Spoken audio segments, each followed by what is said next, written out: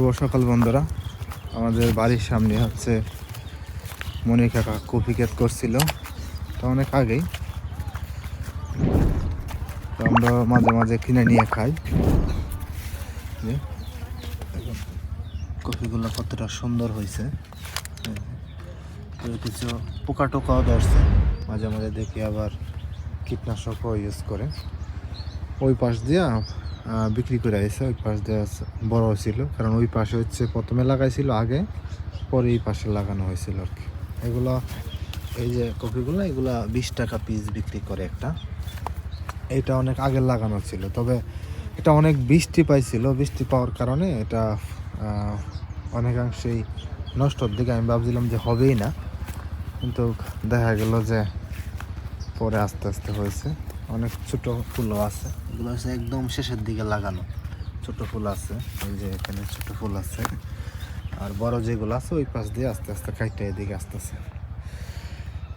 এখন বাজে হলো প্রায় 10টার মতো সকালে। আজকে রোদ উঠছে, গতকালকে রোদ উঠে নাই। এখন এটা হচ্ছে আমাদের গ্রামের বাস্তব চিত্র। এই যে গ্রামে গরু ছাড়া আছে, তারপরে হচ্ছে এদিকে খ্যান নিতেছে, খড় লাইরা রাখছে, আবার এক পাশে ধান কাটতেছে, ধান শুকাইতেছে। এই যে দৃশ্যটা, এই সৌন্দর্যটা কিন্তু আপনি শহরে বসে কখনো ফিল করতে পারবেন না, ফিল করা সম্ভব না। তো আমরা যেহেতু মানুষ, মাটির সাথে আমাদের একটা গভীর সম্পর্ক আছে, সেই সুবাদে হচ্ছে মাটির টান আছে। আমরা যারা শহরে থাকি তারা কিন্তু এই গ্রামের সৌন্দর্য বা গ্রামের কিছু যখন উপভোগ সামনে আসে, তখন কিন্তু আমাদের হৃদয় গেঁথে যায়। আরেকটা জিনিস দেখাই, এই যে কলা ক্ষেত, অনেক গাছ ছিল, তো গাছ অনেক বড় হয়ে গেছিল। বড় হয়ে যাওয়ার পরে বাবা এখানে বীজ দিচ্ছে, কিছু মরছে কিছু মরে নাই।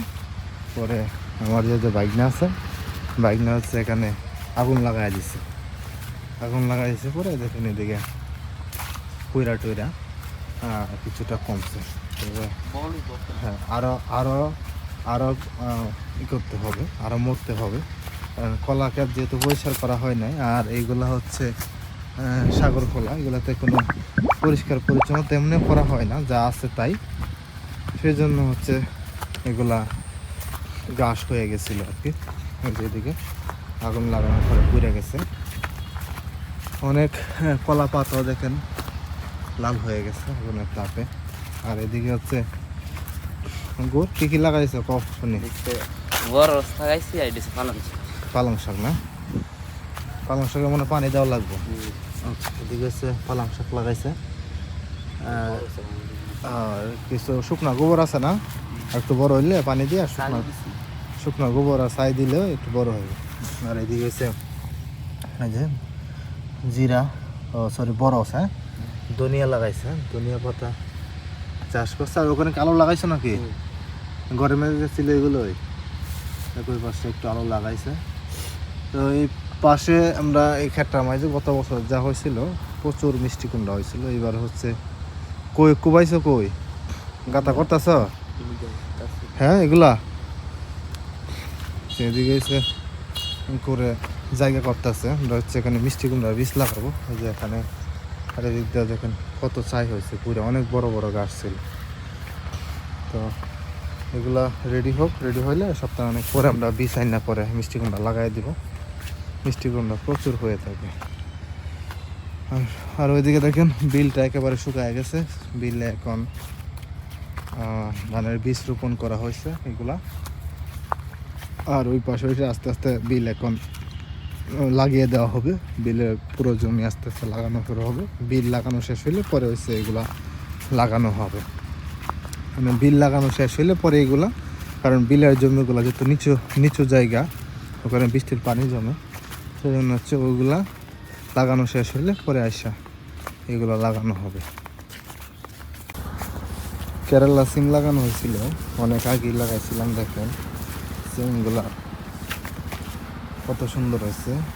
এখানে দুই জাতের সিম, এই যে একটা হচ্ছে আপনার হলদে কালার হয়ে গেছে, আর একটা হচ্ছে সবুজ।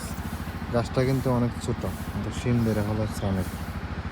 এই সিমগুলো হচ্ছে বাংলাদেশে অনেক জায়গায় এখন চাষ হচ্ছে, তো ওই সুবাদে হচ্ছে বীজগুলো নিয়ে আসছিলাম। এগুলো হচ্ছে কেরালা সিম বলা হয় তাকে। ওই পাশেও আছে, যে ওই পাশেও কয়েকটা গাছ আছে, এখানে ওই পাশেও নিচে পড়ে গেছে।